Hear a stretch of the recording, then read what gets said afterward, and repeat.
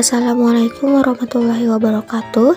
Saya Delia Sari Kusuma Wardani, mahasiswa IKIP Siliwangi semester 3 dari Prodi Pendidikan Matematika dengan NIM 215100069. Di sini saya akan mewawancarai salah satu guru matematika dari Seman 1 Cililin, Ibu Winda Oktavani Nasor Putri SPD.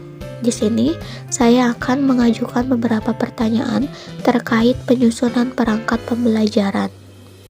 Untuk soal nomor 1, mengapa seorang guru harus membuat perangkat pembelajaran dan apa tujuan dari penyusunan perangkat pembelajaran tersebut? Bagi seorang pengajar, memang diharuskan untuk membuat perangkat pembelajaran. Karena perangkat pembelajaran itu adalah dokumen penting yang harus dimiliki oleh seorang guru, di mana perangkat pembelajaran itu merupakan suatu kayak rambu-rambu gitu ya, rambu-rambu untuk melaksanakan pembelajaran di masa yang akan datang.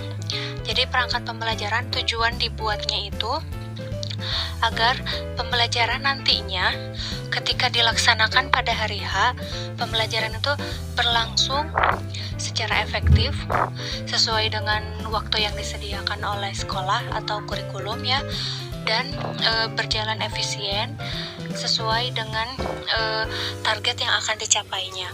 Baik, untuk selanjutnya pada soal kedua, hal-hal apa sajakah yang perlu diperhatikan oleh seorang guru jika ingin menyusun perangkat pembelajaran? Yang paling utama itu adalah kurikulum. Kurikulum yang digunakan itu harus kita perdalam dulu gitu ya. Kita harus tahu kurikulum yang digunakan apa. Karena berbeda kurikulum, substansinya kan berbeda, isinya berbeda.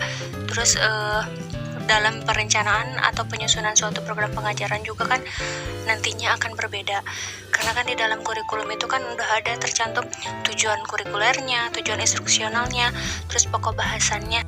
Nah, selain itu untuk menyusun perangkat pembelajaran kita juga harus mengetahui bagaimana kondisi sekolah, karena kan kita yang paling tahu ya, kita yang mengajar di tempat itu, kita yang paling tahu sarana dan prasarana apa yang ada di sekolah itu. Karena dalam perangkat pembelajaran kan tercantum media apa yang akan kita gunakan, jadi kita sesuaikan dengan kurikulum yang ada, kemudian kita sesuaikan juga dengan sarana dan prasarana yang tersedia di sekolah tersebut. Selanjutnya, kurikulum apa yang dipakai di Seman 1 Cililin? Kurikulum yang dipakai di sekolah saya itu adalah kurikulum 2013.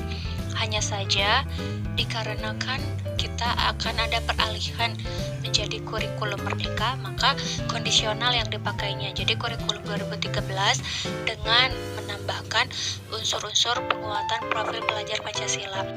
Selanjutnya, untuk soal nomor 4, bagaimana perencanaan pembelajaran yang ideal menurut tuntutan kurikulum yang berlaku? Perencanaan pembelajaran yang ideal ya, menurut kurikulum itu pokoknya kita harus menempatkan siswa itu sebagai aktor utama dalam pembelajaran itu. Jadi jangan sampai kita yang mengambil alih 90%, karena pada dasarnya pembelajaran itu adalah mereka yang menjadi artisnya, kita hanya sebagai direkturnya.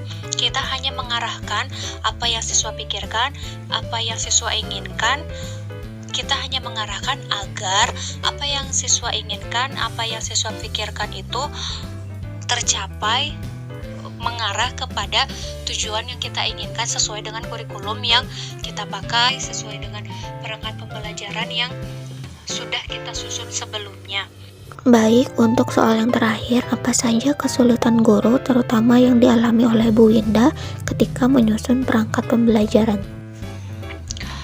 Kalau yang saya alami sih ketika menyusun perangkat pembelajaran, biasanya kita itu agak kesulitan ketika kita harus mengaitkan SKKD dengan silabus, karena kita harus memilih di silabus itu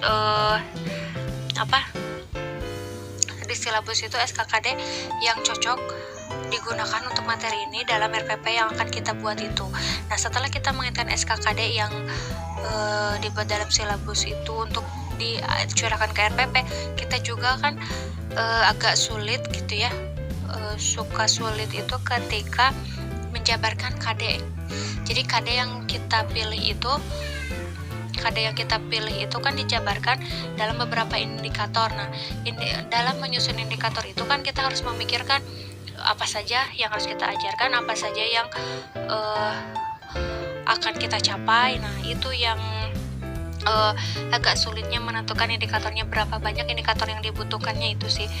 Terus langkah-langkah kegiatan pembelajarannya juga yang harus sesuai dengan metode pembelajaran yang kita pilih dan disesuaikan dengan waktunya. Biasanya kami itu kesulitan ketika mengatur di kegiatan intinya, karena kadang di lapangan itu kadang siswa itu kadang suka, kalau misalkan rata-rata siswanya itu misalkan di banyak yang di atas rata-rata misalkan nilainya, nah itu kan waktu yang kita sediakan kadang itu terlalu lama, sedangkan siswa sudah selesai duluan misalkan dari waktu yang telah kita tentukan.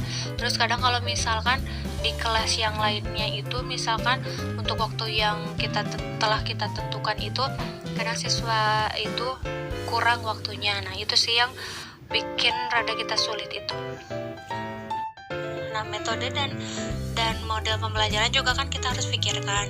Kita harus berpikir di kelas ini itu cocoknya seperti apa, karena kan karakteristik setiap kelas itu berbeda. Ada yang cocoknya pengajarannya cooperative learning, misalkan dia anaknya itu cenderung inginnya bekerja kelompok misalkan di kelas yang A. Di kelas yang B tidak cocok bekerja kelompok, misalkan hanya ribut. Nah, berarti kan harus cari metode lain yang merangsang untuk mencapai pembelajaran. Baik, alhamdulillah semua pertanyaan sudah dijawab oleh Ibu Winda. Saya mengucapkan banyak terima kasih karena beliau sudah banyak membantu saya untuk menyelesaikan tugas akhir saya dari mata kuliah perencanaan pembelajaran matematika. Untuk itu, sekian dari saya. Terima kasih. Wassalamualaikum warahmatullahi wabarakatuh.